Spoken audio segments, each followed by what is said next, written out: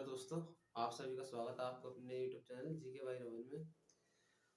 कल तक हमने अशोक के बारे में पढ़ लिया था, मौर्य वंश हम समाप्त कर चुके थे। आज हम एक नया वंश शुरू करते हैं जिसका नाम है सुवंश। चलो पढ़ते हैं, फिर देखते हैं सुवंश की स्थापना कैसे हुई।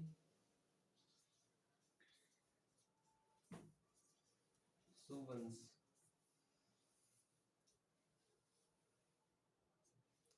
अशोक के उत्तराधिकारियों में उसका सबसे लास्ट उत्तराधिकारी ब्रह्मदत्त था। मौर्य वंश का लास्ट उत्तराधिकारी भी ब्रह्मदत्त ही था। तो गद्दी पे बैठा है पाटलिपुत्र की 187 ईसा पूर्व तक वही बैठा रहेगा ब्रह्मदत्त यहाँ पर। उसके सेना में सेनापति के पद पर था पुष्यमित्र शुंग। तो एक दिन मौका पाकर क्या करता है पुष्यमित्र शुंग, उसकी 187 ईसा पूर्व में हत्या कर देता है। 187 ईसा पूर्व में ये कर देता है इसकी हत्या यहाँ पर, और हत्या करके फिर पुष्यमित्र शुंग गद्दी पर बैठ जाता है। ये यहाँ पर गद्दी पे बैठ चुका है। ये ब्राह्मण जाति का माना जाता है कि पुष्यमित्र शुंग ब्राह्मण जाति का। कहीं ग्रंथों से पता चलता है कि ये ब्राह्मण जाति से ही था। तो एक तरह से यहाँ पर देखेंगे हम ब्राह्मण ब्राह्मण जाति का भी स्थापना हो चुकी है, क्योंकि ये ब्राह्मण जाति का है। इससे पहले के जितने भी हुए ज्यादातर बौद्ध धर्मों को जैन धर्मों को मानने वाले शासक हुए हैं हमारे देश में, लेकिन ये यहाँ पर एक नया शासक बनेगा ब्राह्मण धर्म का। तो ये अब यहाँ पर ब्राह्मण धर्म की स्थापना करेगा अपनी। तो इसका शासक 187 ईस्वी से 151 ईस्वी पूर्व तक चला था।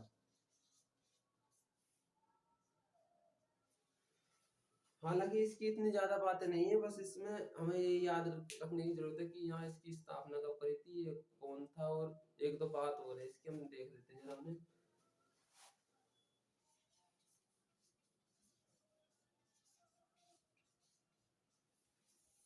ये पुष्यमित्र शुंग है, इसने स्थापना कर दी 187 ईसा पूर्व में शुंग वंश की। तो ये दो अश्वमेध यज्ञ कराता है।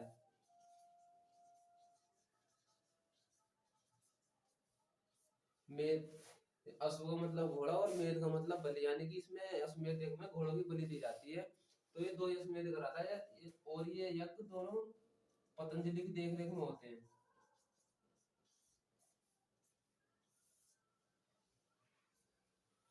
पतंजलि ऋषि थे, उनकी देखरेख में यज्ञ समाप्त हो जाते हैं यहाँ पे। और इसके हमें 5 उत्तराधिकारियों का नाम मिलते हैं इसके, मतलब इसके बाद 5 शासक और हुए थे, हम उनके नाम भी देख लेते हैं कौन कौन थे वो। जिसमें कि पहला था अग्निमित्र,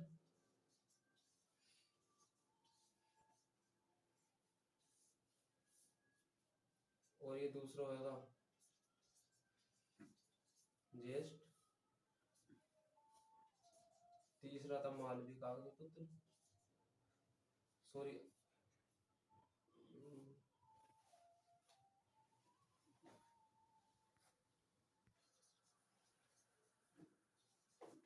ये तीसरा है भागवत।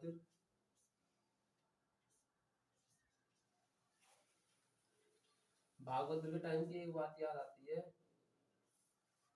इसके समय तो ग्रीक के शासक थे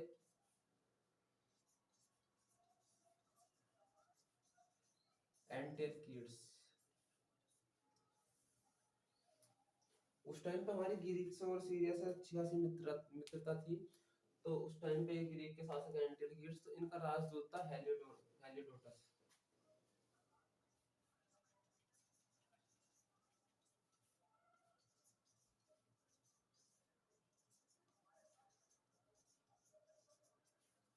ये भागवत के दरबार में रहता था।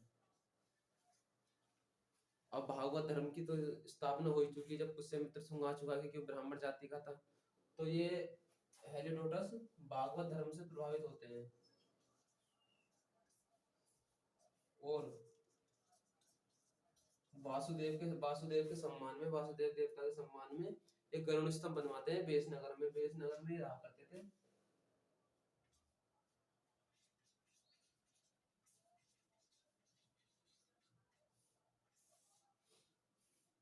ये पड़ता है बेसनगर में। और इसके लास्ट सुमवंश के लास्ट शासक का नाम आता है हमारे देवभूति।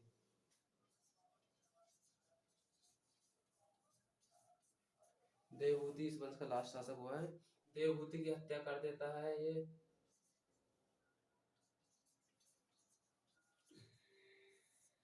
वासुदेव, जो कि वासुदेव फिर एक नए वंश की शुरुआत करेगा जिसका नाम है कर्ण वंश।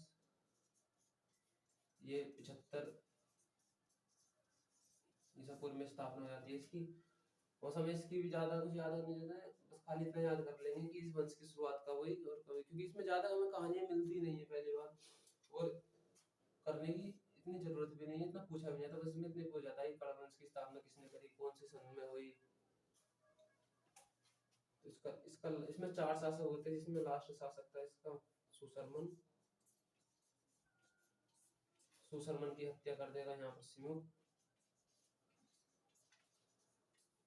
संयुक्त सातवाहन वंश से, जो कि एक यहाँ पर नया वंश शुरू हो गया है, ये 60 ईसा पूर्व में सातवाहन वंश की शुरुआत हो गई। हमें सातवाहन वंश के बारे में पता लगता है कि ये भी ब्राह्मण ब्राह्मण जाति के थे। सातवाहन जो थे कर्नाटक के दक्षिण में रहा करते थे ये। इनका सातवाहनों का शासक, ये यहाँ पर गोदावरी पड़ती है,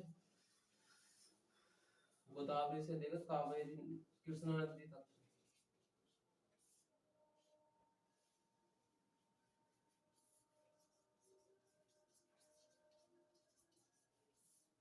सातवाहन वंश में एक दो शासक हुए हैं, जो प्रतापी शासक हुए हैं, जिसमें कि सबसे पहला नाम आता है गौतमीपुत्र सातकर्णी का।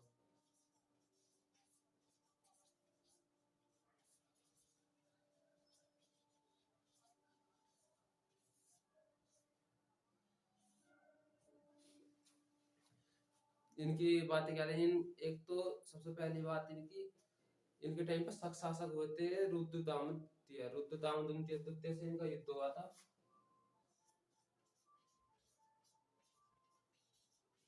रुद्रदामन सेकंड, इनसे इनका युद्ध हुआ था, जिसमें एक दो बार इन्हें हराया था, पर लेकिन इन्हें इनके वैवाहिक संबंध थे इनसे, तो इन वैवाहिक संबंध होने की वजह से इन्हें पूरी तरह समाप्त नहीं करा था इन्होंने।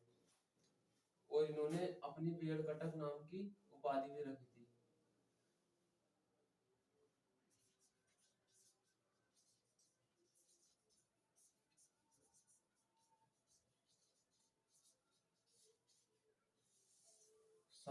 गौतमीपुत्र सातकर्णी ने बेड़कटक नाम की उपाधि ली है, और बेड़कटक नाम से ही एक नए नगर की स्थापना भी करी है, जिसका जो कि नासिक जिला पड़ता है। नासिक नाम इस टाइम पर उसे नासिक कहा जाता है।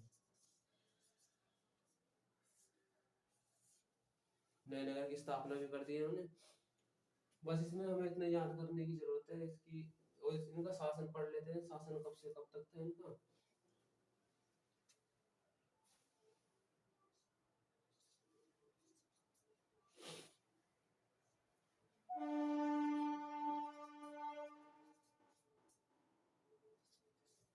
एक सौ 5 से 100 ईस्वी पूर्व तक इनका शासन आता है। और इनके बाद में इनके लास्ट शासक हुए हैं श्रीज्येष्ठ यज्ञश्री, जो कि एक जल यात्रा के शौकीन थे और प्रेमी थे। उन्हें जल यात्रा करने का शौक था। और ये है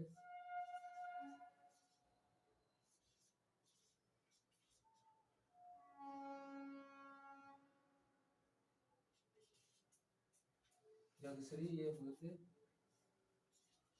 165 से 194 ईस्वी तक। ये लास्ट शासक थे सातवाहन वंश के। इनके टाइम पर सिक्कों की बात करते हैं तो हमें एक चांदी के सिक्के, शीशे के और तांबे के और कांसे के 4 प्रकार के सिक्के चलाए गए थे।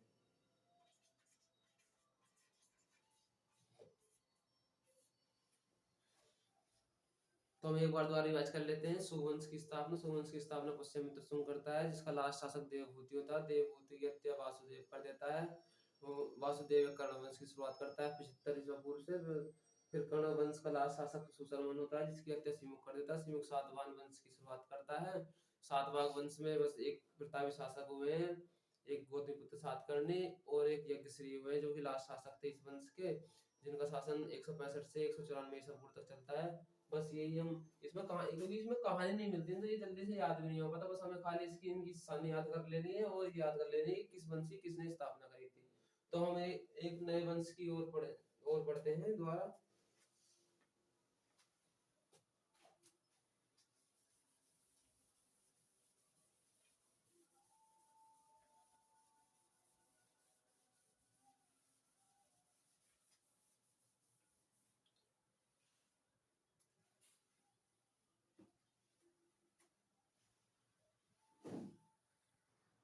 अब हम बात कर लेते हैं एक नए वंश की, कुषाण वंश।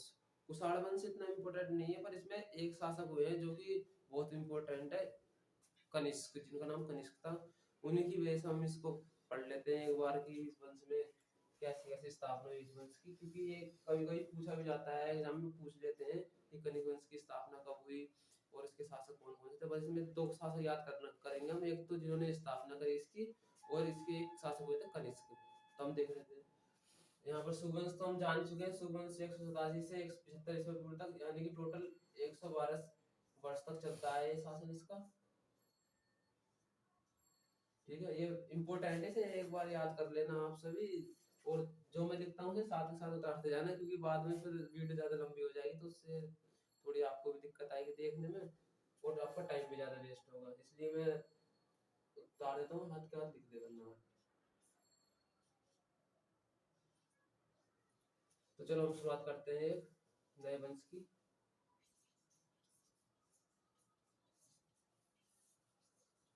कुषाण वंश।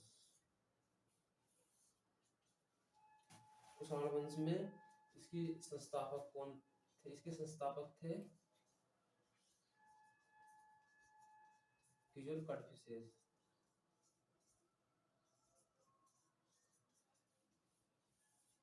ये जो वंश हुए हैं ना, ये ज्यादातर इनमें इंडिया के नहीं थे, ये बाहर के थे, बाहर से आगे इन्होंने इंडिया पर राज करा था। उस टाइम पे पश्चिमी इंडिया की तरफ से आए थे ये। तो ये इन्होंने 15 ईस्वी में स्थापना कर दी थी इसकी। ठीक है, और फिर इसके बाद में दो शासक और हुए थे, जिनका मैं दो का तो दूसरे का तो हमें पढ़ने की इतनी जरूरत नहीं है, पर लेकिन हम तीसरे लास्ट शासक की याद कर लेते हैं। इसमें लास्ट शासक इसके होते कनिष्क।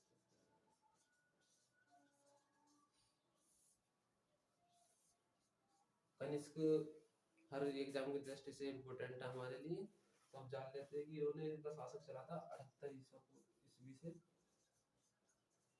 105 ईस्वी तक।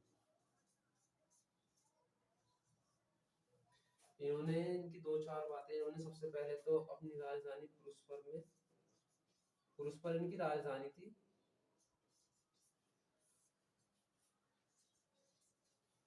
400 फीट ऊंची और 13 मंजिला एक मीनार बनवाई थी। ठीक है,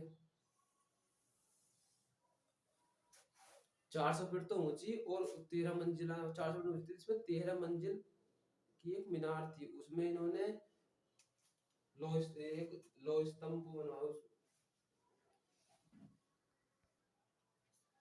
इसके ऊपर इन्होंने लौह चक्र बनवाया था एक।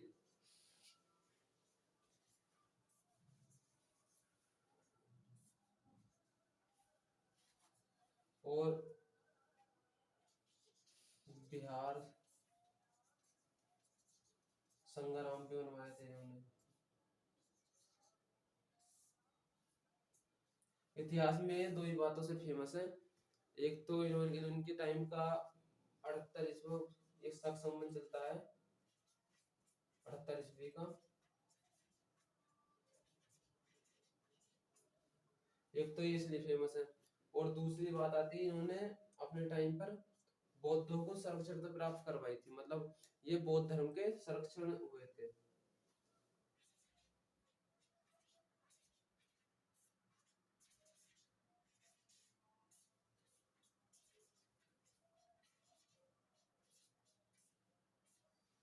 क्योंकि बौद्ध धर्म हमारा मौर्य वंश तक चला था, मौर्य वंश के बाद फिर ये सुगवंश आ गया था जो कि ब्राह्मण धर्म का था। पुष्यमित्र सुंग उसने मतलब बौद्धों को प्रताड़ित करना शुरू कर दिया था अपने शासन से, क्योंकि बौद्धों के टाइम पर बौद्धों की चलती थी, फिर ब्राह्मण आ गए थे तो फिर ब्राह्मणों की चलनी शुरू हो गई।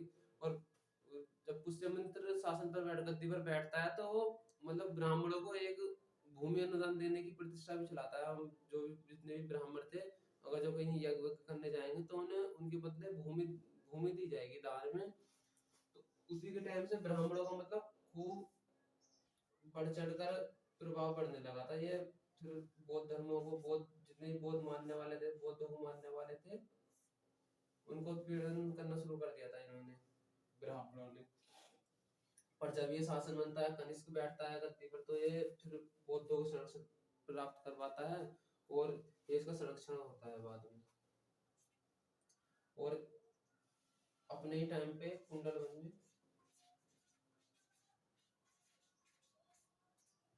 कुंडलवन पड़ता है कश्मीर में।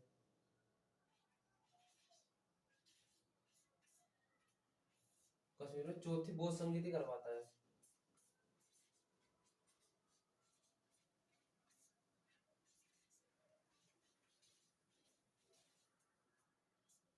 जिसकी अध्यक्षता वसुमित्र ने करी थी। अध्यक्ष थे वसुमित्र।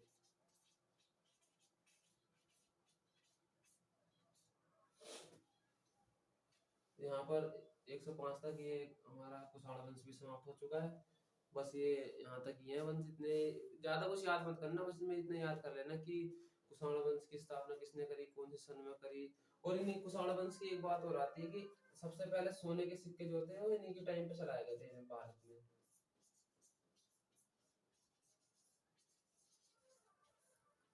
सोने के सिक्के सबसे पहले कुषाण वंश ने ही चलाए थे। तो हम अब इससे आगे बढ़ेंगे गुप्त काल को।